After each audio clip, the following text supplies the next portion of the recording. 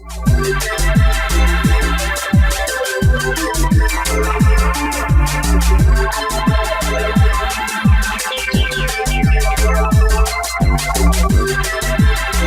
hello, everybody, and welcome back to the Curious Realms waning coverage of the International Remote Viewing Association Conference right here in Cloudcroft, New Mexico. We are very pleased to be joined by E Graff, the Vice President of IRVA, and really one of the people that much of the community attributes to saving remote viewing, taking things beyond the point of the government program and moving them into the world that it is now. So yes, you're right. That's what happened. I don't usually think about it that way, but sure, other people say that. Yeah, there must be some element of truth to it.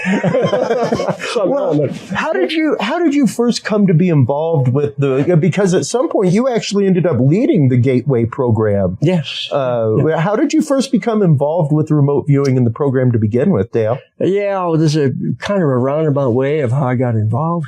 The end result of how I really got involved, there's steps leading up to that.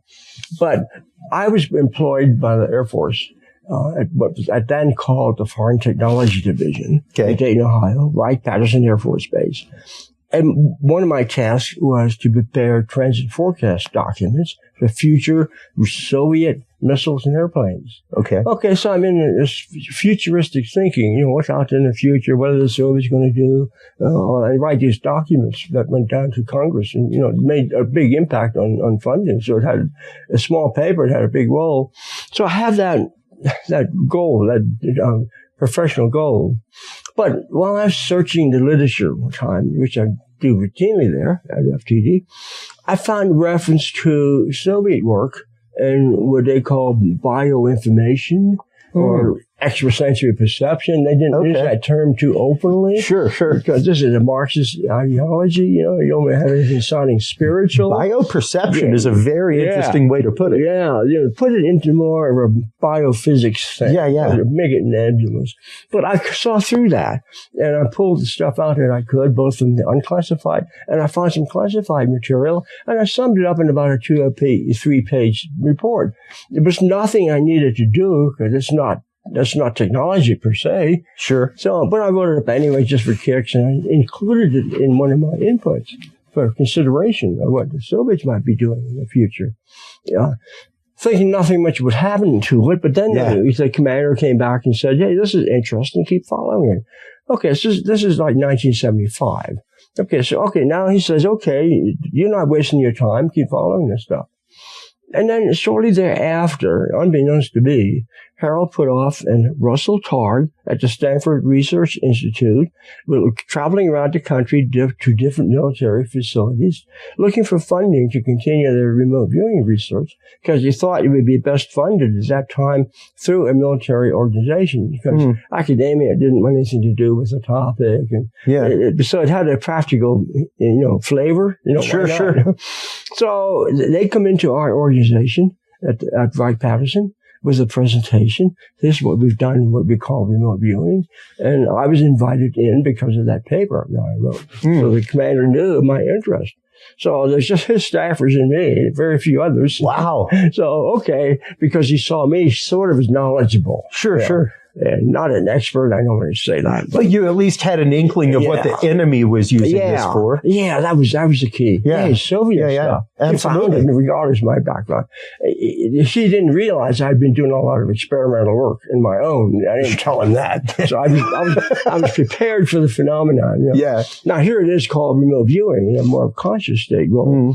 So anyway, I'm sitting in there and the briefing goes through. Harold and Russell did their thing. There's some impressive stuff. What they did, the Pat Price and Ego Swan, describing distant scenes. Pat Price thing was that situation at that nuclear development site, whatever that was. So it was all over, and they said, thank him, okay. Then in a private session, after Hal and Russ left, there was a discussion, should FTD actually contribute funding for this? So they went round and round and round. And they asked for my opinion of the validity of the phenomenon. So I was able to add a little bit more background. So they decided to go ahead and levy authorized funding to continue their research. Now, the CIA had been funding it to some level, but then they had to cancel it earlier that year or the previous year. So Hal and Russ are kind of desperate for the funding. This is one of the last shots. So the commander said, okay, see if you can find money enough to get online before the end of the month. This is the beginning of April. Oh, wow. So I only had about a month because of our budget cycle. Yeah.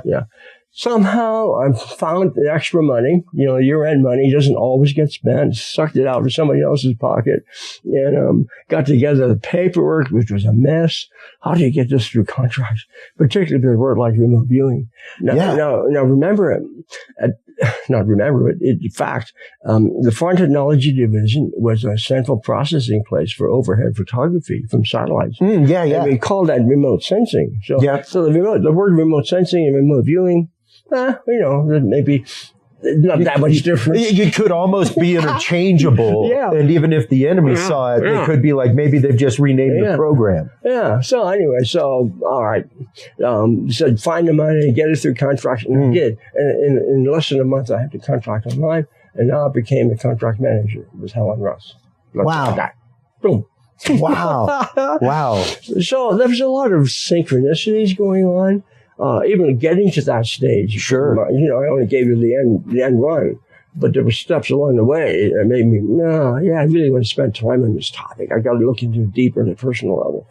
Yeah. So I did that too. I even had, before this even happened, I had identified people in the community that had talent. Oh, wow. Yeah. I had a different name for things, Sure. Perception, clairvoyance, precognitive dreaming. It's amazing how many people in the community have this interest and also experiences and ability in this. Well, one of the fascinating things, I'm involved with a lot of communities, everything from UFO, UAP to cryptozoology, paranormal.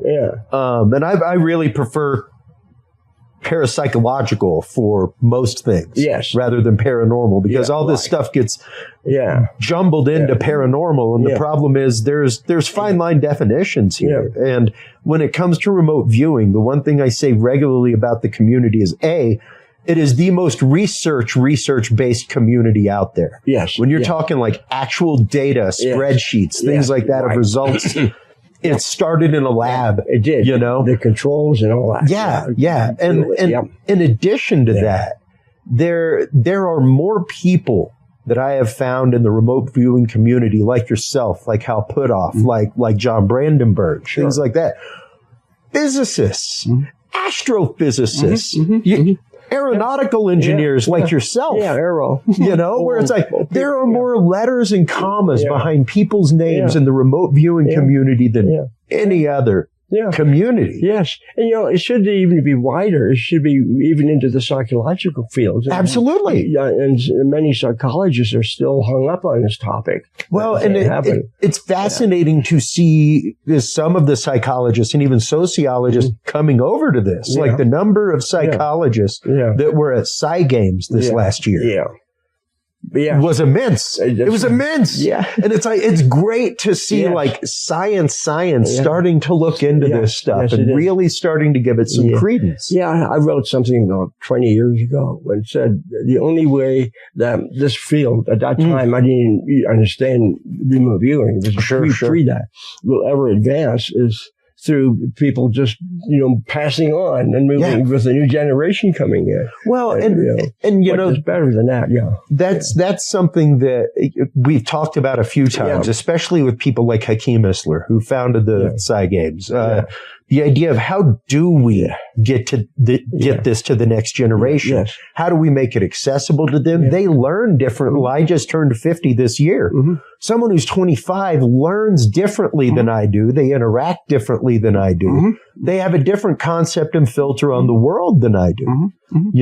And when you start looking at people like Chase McCarty with Social RV and things like that, I think it's really cool to have somebody from Silicon Valley of that age really looking at not only the phenomena, but the study of the data and things like that from that perspective. Yes, they're like leading the flag down to the fog. They're showing the way and making it more comfortable for the others that look at them. Absolutely, it can't be that crazy. Look at that guy doing. Yeah, well, and that's what I said. That was one of the first questions I was asked on the cruise last year when I spoke was, how do we get the next generation interested? Yeah. And I was like, you gamify it, you appify it, and you give them rewards. Right, and you make it natural feeling. It's a natural phenomenon. It's not a paranormal. It's a natural phenomenon. Exactly. And it happens, your grandmother had intuitions, we're just taking the next level of intuition. How long has the concept of, quote, women's intuition been around? Where like women are just connected in a different way. Yeah. And I said it during my interview with Cindy Miller, and I'll say it again. The example I give all the time is from the Old Time Life series of books. If you remember the commercial where it's like, Jenny was on a bus in New York. Yeah. She had a premonition about her sister. Little did she know her sister was in a car accident in Poughkeepsie. Things like that. Those little synchronicities that happen that we're really starting to find out through quantum science that we're connected in that way. Yes, and that's the big insight from, even though you can't say exactly how the brain, the mind fits into this.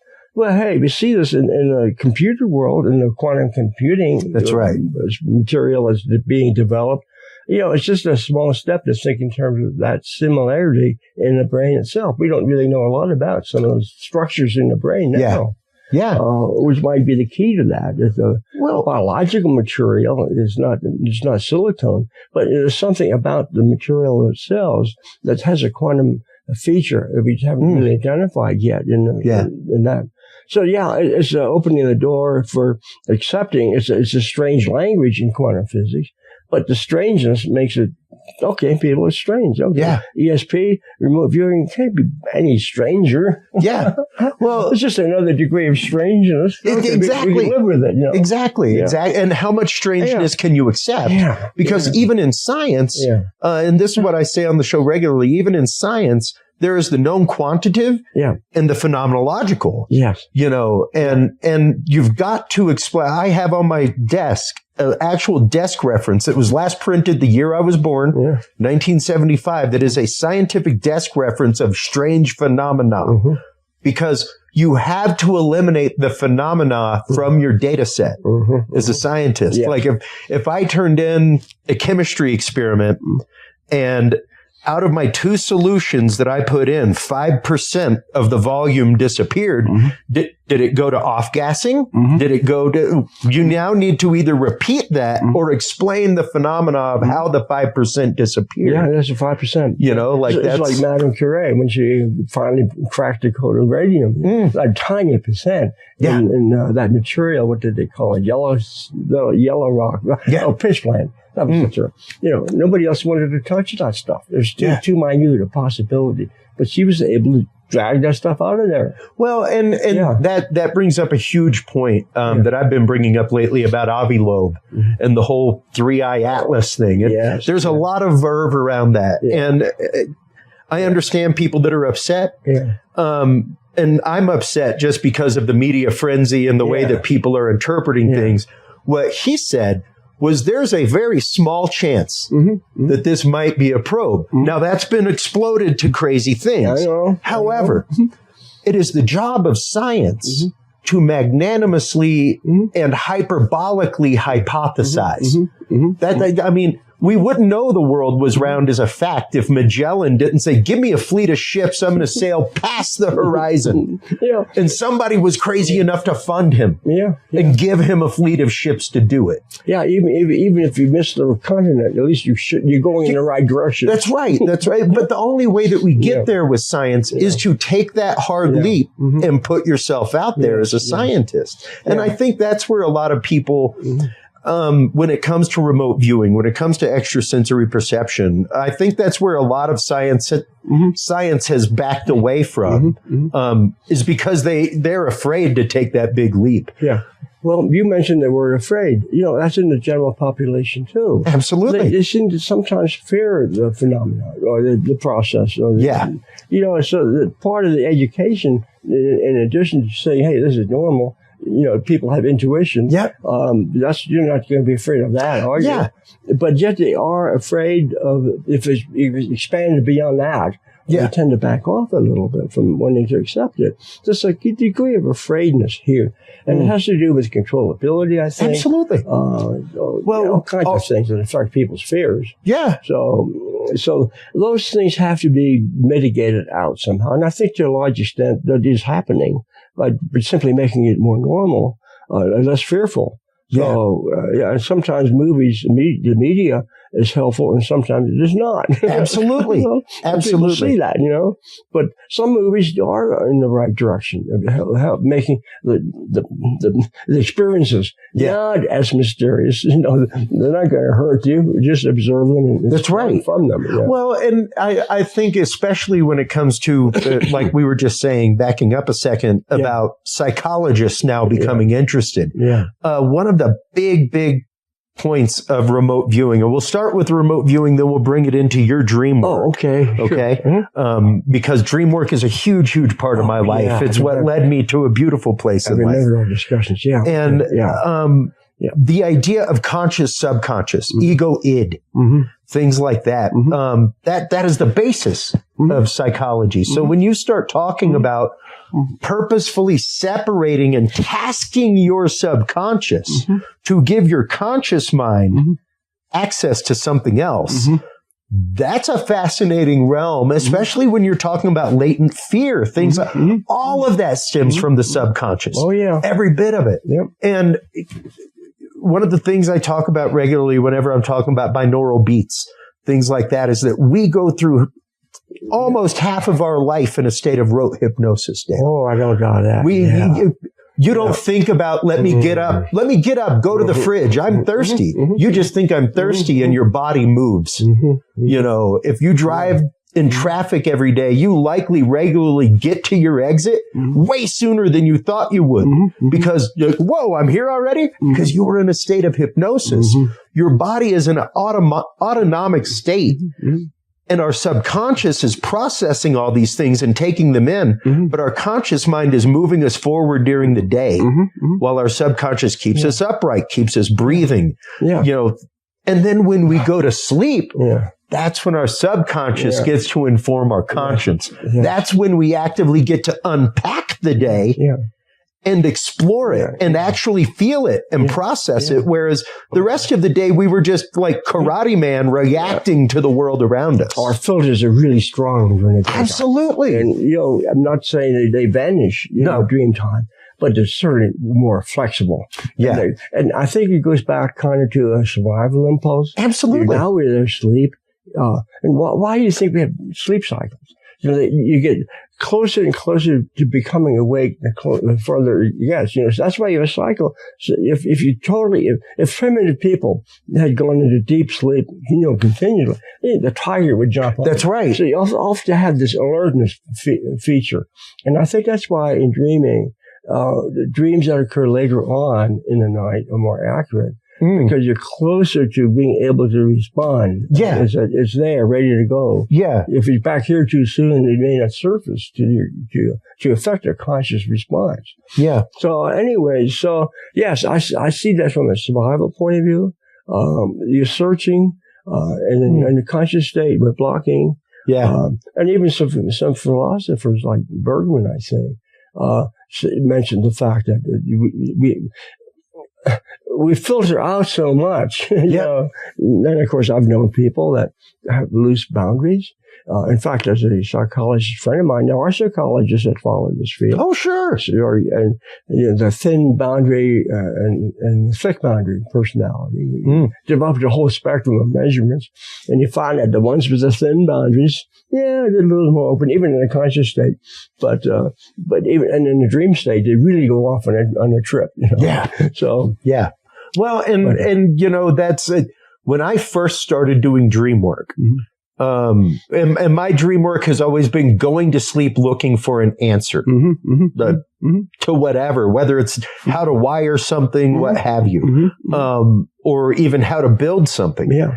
But when I first started it was the want of astral projection, and it was that want of going somewhere else on purpose. And the one thing I'd always heard was that as you're drifting, that point where you feel like you're falling and you're jerked away. Yeah. If you can get past that feeling of wanting to no, don't wake up, keep going. That's when a breakthrough happens. And it's interesting because that state occurs as you drift off to sleep and as you're coming back to waking state. Yes, and you can kind of nudge it into a more direct way rather than general. And if you really have a specific issue, then you can be more directly right down towards that. But even if you don't have that, it's in your mind throughout the day. You're thinking about an issue, or even you don't go to sleep at night, tonight I want to dream about this. It'll probably happen anyway because it's really driving at you during the daytime. Well, it serves as a incubation thing.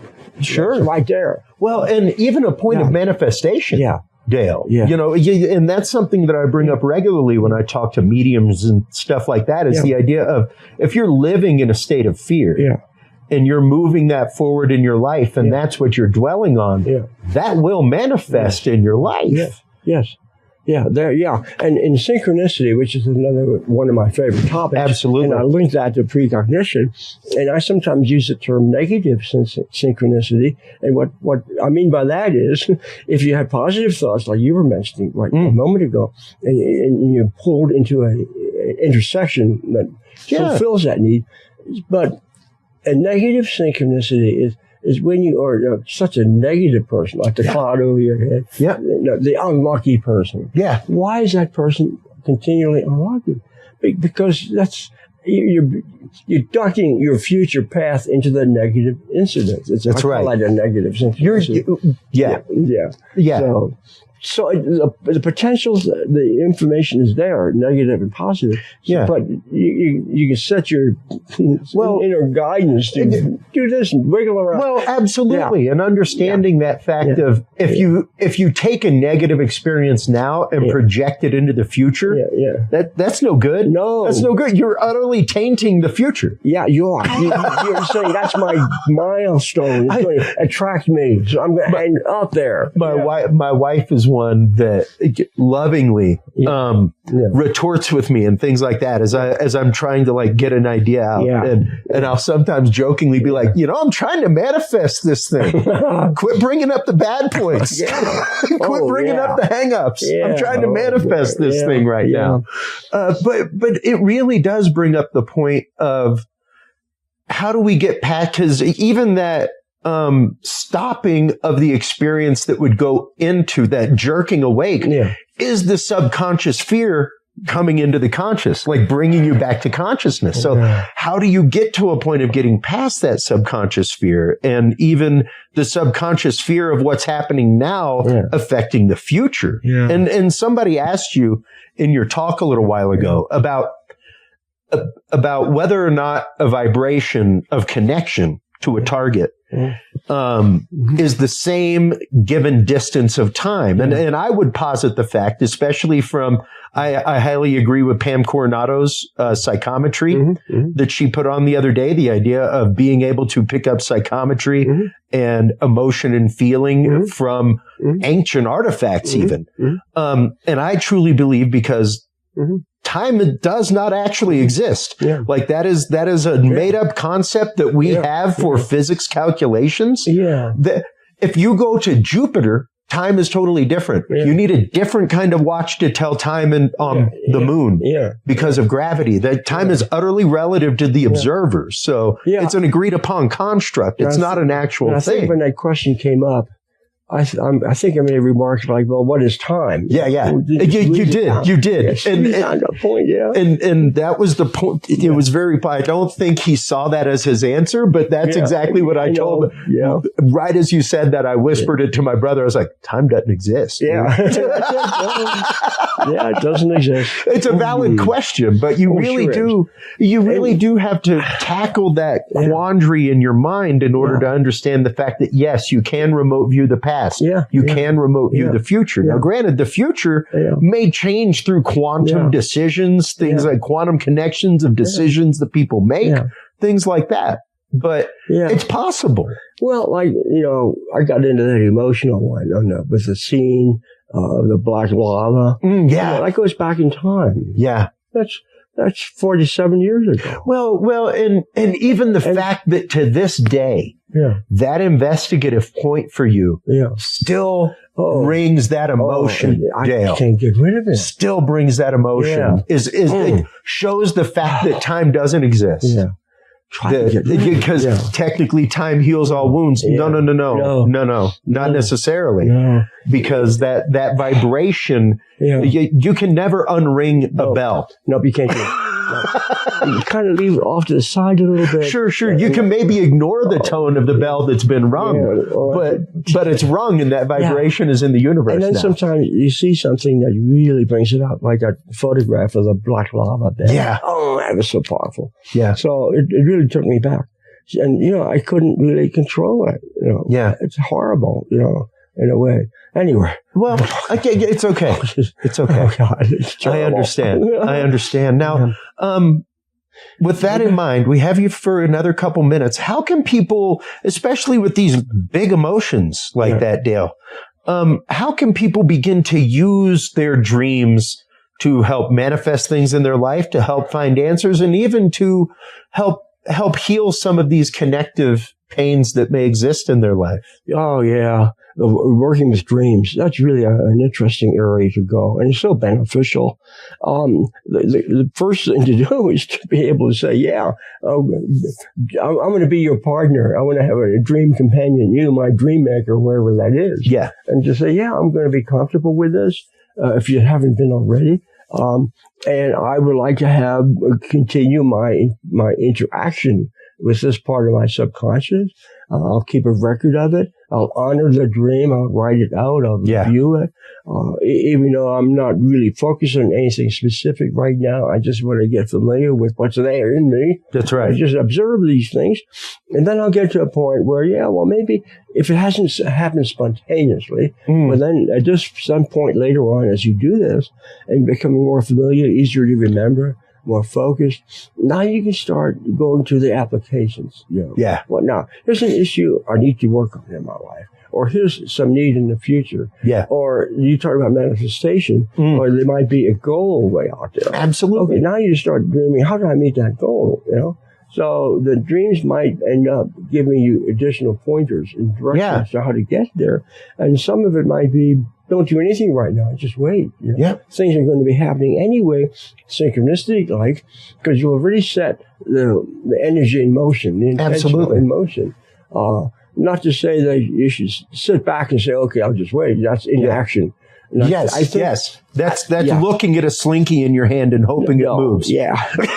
But writing it out sets the intention, and then keeping over and over again. I'm not going to give up on this. That's right. I don't want to be impatient. I'm not going to rush you. Well, and also understanding the fact that that point of manifestation, even though it's something that you want, it may not be what you need. Oh, yes, you're right. So you've got to, and that goes to prayer or whatever. You have to understand that what you're asking for may not be what the universe knows you need. Oh, boy. So the may be the actual answer to your prayer or your manifestation. And, and sometimes I've found this occurring. I'm doing something not for me, but I happen to be over there crossing a bridge or something, and there's somebody there I should have met years ago, and here that person is. Not for me, it was for the other person. So I fulfilled maybe a synchronicity for somebody else.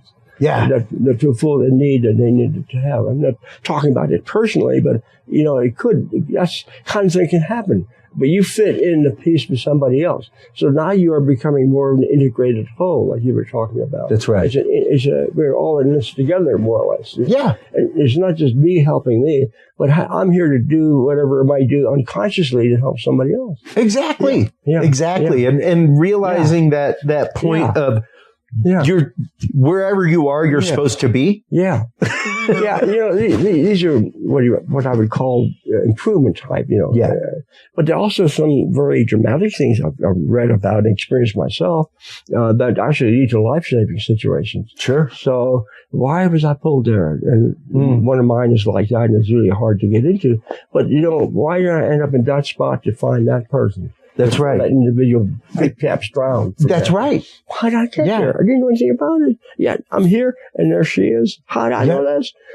Yeah. Yeah. The number of actual lifelong friends I have that I met through happenstance. Yeah. And it's just the fact of, no, we were supposed to meet. Yeah. Is all that's the only way. Otherwise, our crowds would have never commingled. We would have never been together. Oddly enough, sometimes an individual I'm uncomfortable with, then I later, oh my goodness, this is the individual I could have really hooked up with and will do in the future. Absolutely. Absolutely. Yes.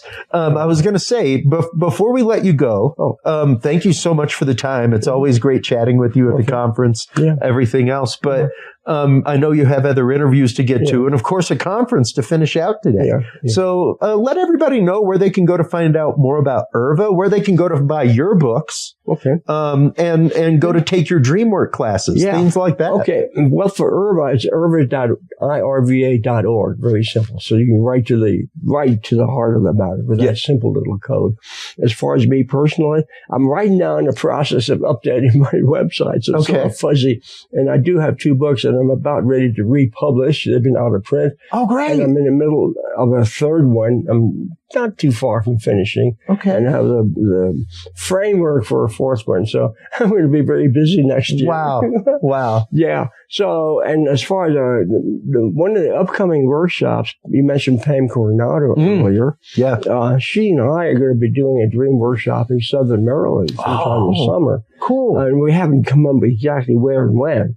So that will be out in the media. Well, and she's got a big media. I tend to stay out of the media. I'm a retired guy and too caught up in that. And but she's got the press and the visibility, so she will be flagging it out. Absolutely. And whenever y'all are ready to launch that and do that, get in touch with me. We'll definitely have you back on to help promote it and get some word out. The one thing I do in my workshops, because I used to live in Southern Maryland. Yeah. And I did do workshops before I moved north to Pennsylvania. Okay. But while there, since I lived right at the bay, if not above it, I was on a cliff above the bay.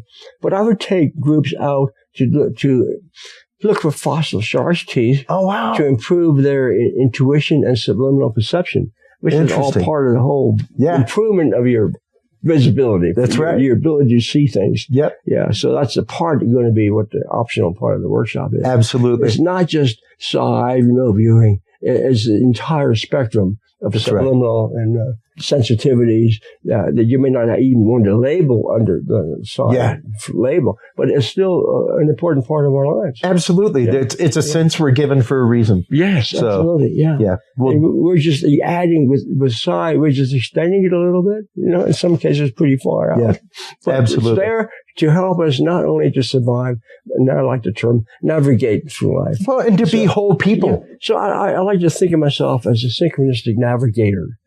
Because, it's unconscious, yet somehow directly in a way, but not specifically. Yeah. But I'm open to whatever's out there that would lead me there or duck me away. I call that synchronistic navigation. Absolutely. Well, Dale, thank you so much for the time as always. It's great.